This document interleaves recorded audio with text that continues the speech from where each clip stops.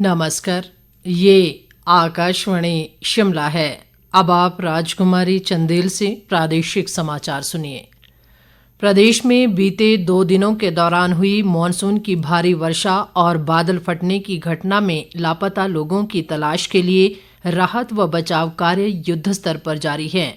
कुल्लू, मंडी और शिमला जिले में बादल फटने की घटनाओं में 50 से अधिक लोग लापता हो गए थे, जिनमें से 47 लोगों का अब तक भी कोई पता नहीं चल पाया है, जबकि 6 लोगों के शव बरामद कर लिए गए हैं। इनमें 5 मंडी और 1 कुल्लू जिला का है। राजस्व व आपदा प्रबंधन के विशेष सचिव डीसी राणा ने बताया कि पानी के तेज बहाव की वजह से ब्यास नदी के नजदीक एक गांव में 9 लोग फंस गए थे, जिन्हें बाद में एनडीआरएफ और फायर ब्रिगेड की टीम ने रेस्क्यू किया। उन्होंने बताया कि प्रदेश में आई आपदा में 65 घरों को नुकसान हुआ, जबकि 23 मवेशियों की भी जान चली गई। रामपुर के समेज में एनडीआरएफ के 70 जवान बचाव अभियान चला रहे हैं। इसके अलावा आईटीबीपी और एसडीआरएफ के जवान भी बचाव अभियान में जुटे हुए हैं। डीसी राणा ने बताया कि मलाणा में भी 20 से 25 लोगों के फंसे होने की जानकारी है। इनमें कुछ पर्यटक भी शामिल हैं। उन्होंने बताया कि ये सभी पूरी तरह से सुरक्षित हैं और इनके पास खान पान की सामग्री भी उपलब्ध है। इस बीच मुख्यमंत्री सुखविंदर सिंह सुक्खू आज शिमला जिला के रामपुर के समीप आपदा प्रभावित क्षेत्र समेज पहुंचे और प्रभावित इलाके का जायजा लिया। समेज खड्ड में आई बाढ़ में 36 लोग बह गए हैं, जिनमें करीब 8 बच्चे और 15 महिलाएं भी शामिल हैं। मुख्यमंत्री ने लापता लोगों के परिजनों से मिलकर उन्हें ढांढस बंधाया और उन्हें सरकार की ओर से हर संभव सहायता का आश्वासन दिया।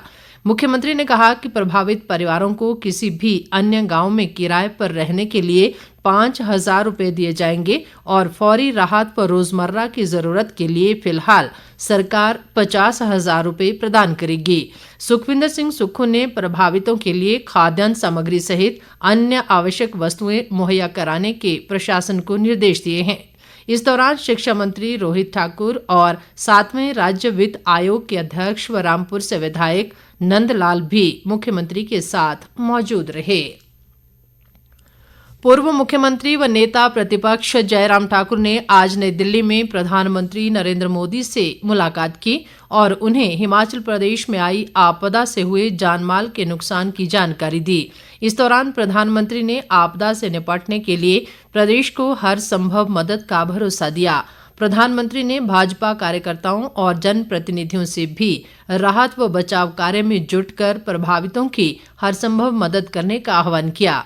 प्रधानमंत्री ने कहा कि हिमाचल की त्रासदी से निपटने के लिए भविष्य में जिस भी तरह के संसाधन की आवश्यकता होगी, वो प्रदेश सरकार को तत्काल उपलब्ध करवाया जाएगा।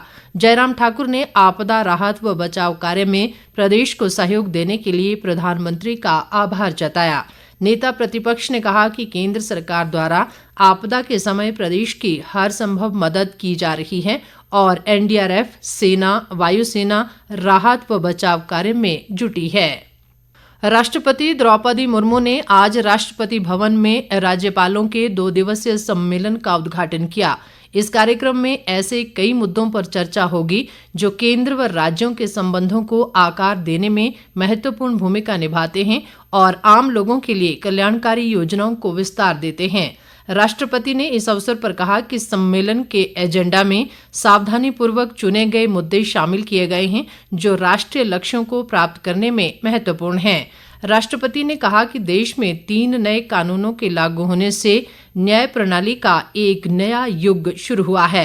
राष्ट्रपति ने ये भी कहा कि लोकतंत्र के सुचारू संचालन के लिए ये महत्वपूर्ण है कि विभिन्न केंद्रीय एजेंसियां सभी राज्यों में बेहतर समन्वय के साथ कार्य करें। उन्होंने राज्यपालों को सलाह देते हुए कहा कि वे संबंधित राज्यों के संवैधानिक प्रमुख के रूप में इस समन्वय को बढ़ावा दे सकते हैं। केंद्रीय श्रम व रोजगार राज्य मंत्री शोभा करंदलाजे ने कहा है कि कर्मचारी भविष्य निधि संगठन द्वारा हिमाचल प्रदेश के सभी जिलों में प्रत्येक महीने की 27 तारीख को निधि आपके निकट कार्यक्रम का संचालन किया जाता है। राज्यसभा सांसद इंदु गोस्वामी द्वारा संसद में पूछे गए एक लिखित प्रश्न के उत्तर में उन्होंने ये जानकारी दी। उन्होंने बताया कि निधि आपके निकट कार्यक्रम के तहत जनवरी से जून के बीच मिली सभी 1178 शिकायतों का निपटारा कर दिया गया है। इसके साथ ही ये समाचार बुलेटिन समाप्त हुआ। नमस्कार।